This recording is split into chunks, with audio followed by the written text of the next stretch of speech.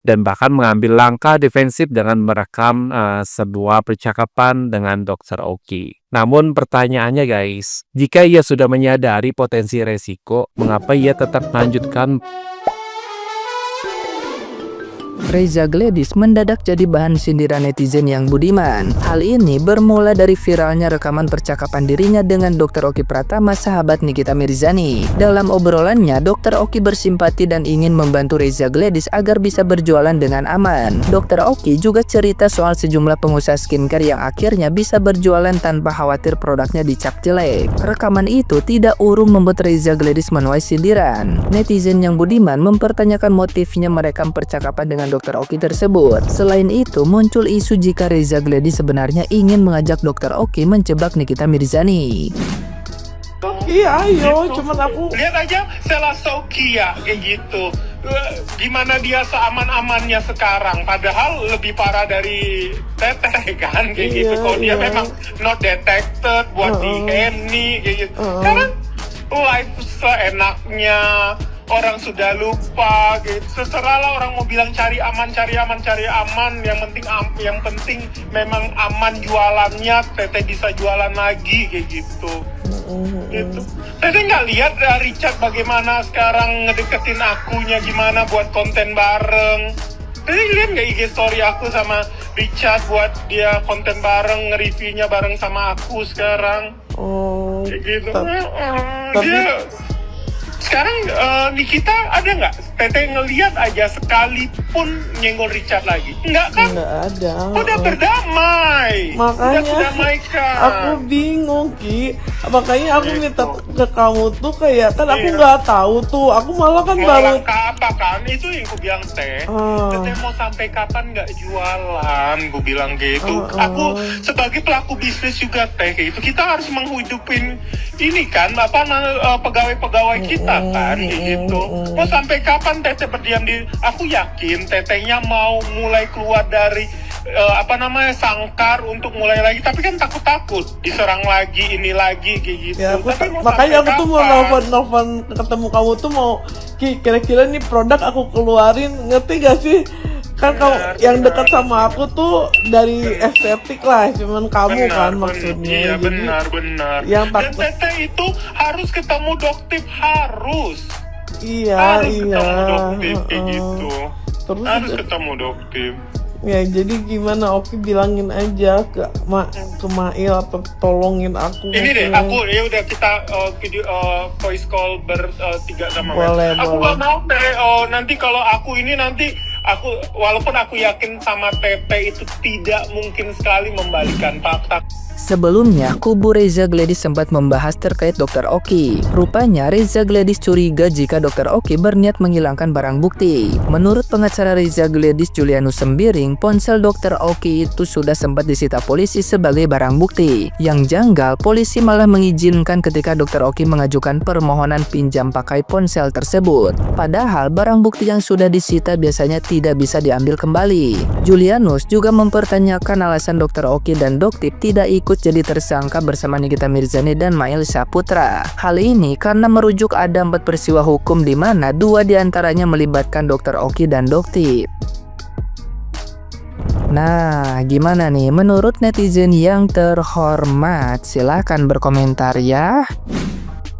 Nih ya, misalnya kita buat skenario mengenai Nikita Mirzani yang dibilang memeras si dokter abu-abu atau si dokter halu sekitar 4M gitu. Misalnya Pak Hakim nanya, "Saudari Nikita Mirzani, apa benar Anda melakukan pemerasan terhadap dokter ini?" Terus Nikita Mirzani bilang gini, "Mohon maaf nih Pak Hakim, bukan saya melakukan pemerasan, saya ini artis dong, saya banyak. Dokter itu aja yang halu sampai ngelapor ke DPR. Ya kali saya melakukan pemerasan, Pak. Yang ada dia nelpon teman saya pengen nutup mulut saya biar tidak memblow up, memberitahu kelakuan dia yang ilegal, yaitu produknya tidak sesuai dengan regulasi yang ada. Sehingga saya deh dilaporkan sebagai tersangka dengan memeras dia, padahal tidak ada. Dia sendiri yang mau ngasih saya uang. Nah, untungnya kan Nikita Mirzani ini orang kaya. Coba orang miskin kayak kita gini ya, mau disuap 4 miliar tanpa pikir panjang langsung ambil tuh uang tanpa mikirin resiko. Nah, karena Nikita Mirzani ini orang pintar, punya uang. Jadi 4M gak berguna buat dia karena kelakuan lu yang gak benar. Oke nih kalian udah mendengar belum rekaman percakapannya Dr. R sama Dr. O kayak gitu ya. Nah kalian bisa menyimpulkan itu rekaman itu, bisa menyimpulkan itu rekaman kalau menurut aku udah inisiatif direkam. Cuman kalau yang namanya sesuatu direncanakan udah sempurna banget menurut Dr. R kayak gitu, pasti ada celahnya kayak gitu. Kayak dia mengatakan minta diketemukan dengan Mail kayak gitu, Mail lagi. Nah di situ pun kita bisa lihat berarti ada niat tertentu apa tujuannya minta ditemukan dengan Mail itu, dan ternyata terbukti kan sekarang huru-haranya Mail disudutkan meras kayak gitu, padahal sebenarnya bukan seperti itu kalau menurut aku ya. Bener enggak guys? Jadi di situ dari percakapan tuh coba kalian dengarkan, Dr. R ke Dr. O kayak gitu minta ketemu dengan Mail kayak gitu. Nah apa tuh maksudnya itu? Bener enggak guys? Dalam dunia hukum terdapat garis yang sangat tipis ya guys, antara pemerasan tersirat dan uang tutup mulut atau hush money. Nah, kasus yang melibatkan Reza Gladys dan Nikita Mirzani menjadi contoh nyata bagaimana perbedaan kedua konsep ini bisa menjadi perdebatan hukum dan publik. Berdasarkan rekaman percakapan antara Dr. Reza Gladys dengan Dr. Oki, ada beberapa poin yang menarik guys, yang bisa kita analisa secara ilmiah. Pertama adalah niat awal dan kesadaran Reza Gladys. Nah, dalam percakapan ini kan terlihat ya bahwa Reza Gladys sudah memahami betul pengaruh besar oleh Nikita Mirzani di media sosial. Hal ini menunjukkan bahwa sejak awal ia sudah berada dalam posisi waspada dan bahkan mengambil langkah defensif dengan merekam sebuah percakapan dengan Dr. Oki. Namun pertanyaannya guys, jika ia sudah menyadari potensi resiko, mengapa ia tetap melanjutkan pendekatan? Ada dua kemungkinan ya menurut saya. Pertama adalah ia memang benar-benar ingin menyelesaikan masalah demi bisnisnya, sehingga bersedia menempuh jalur damai dengan Nikita Mirzani melalui perantara Mail. Kedua adalah dia mungkin berubah pikiran setelahnya, yang bisa disebabkan oleh beberapa faktor, baik internal maupun eksternal. Selanjutnya tentang silaturahmi, apakah ini perdamaian ataukah bentuk dari strategi? Dalam rekaman Dr. Oki menyarankan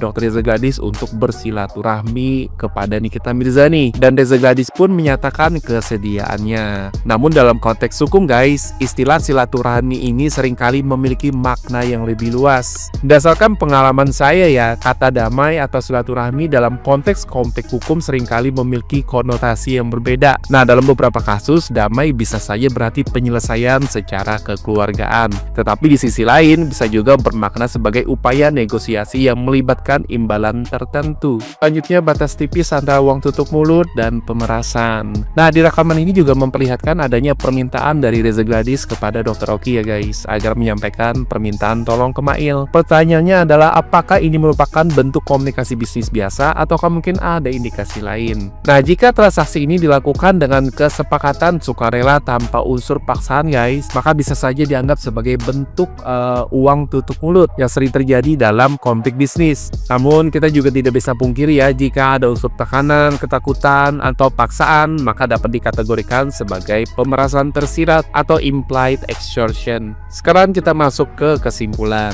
Dari rekaman ini guys, terlihat bahwa kasus ini memang berada dalam zona abu-abu, tidak bisa serta-merta dikategorikan sebagai pemerasan tanpa melihat apakah ada unsur paksaan di dalamnya. Namun di sisi lain, jika memang ada indikasi bahwa komunikasi ini berujung pada kesepakatan finansial dengan tekanan tertentu, maka bisa menjadi dasar hukum untuk dugaan pemerasan. Nah, dalam analisis hukum guys, yang paling penting adalah melihat bukti secara keseluruhan, bukan hanya sepotong-potong. Rekaman ini menunjukkan bahwa motif, konteks, dan niat pada masing-masing pihak harus ditelusuri lebih dalam sebelum sampai pada kesimpulan akhir. Menurut kalian, kenapa bisa bocor ke publik? Agak aneh juga ya. Poin intinya dokter cerita kalau Dr. R itu sudah berdamai dengan Nikita Mirzani guys. Gitu. Jadi Dr. O ini tuh menyarankan agar si Dr. RG supaya berdamai dengan Nikita Mirzani ataupun dokter detektif gitu guys. Kalau menurut kalian, kira-kira kelanjutan kasusnya Nikita Mirzani bakalan damai atau tetap lanjut ke persidangan guys? Karena di rekaman ini pun kita masih belum jelas ya, ini tuh rekaman apakah setelah Nikita Mirzani menjadi tersangka ataupun sebelumnya gitu guys. Silahkan tulis di kolom komentar.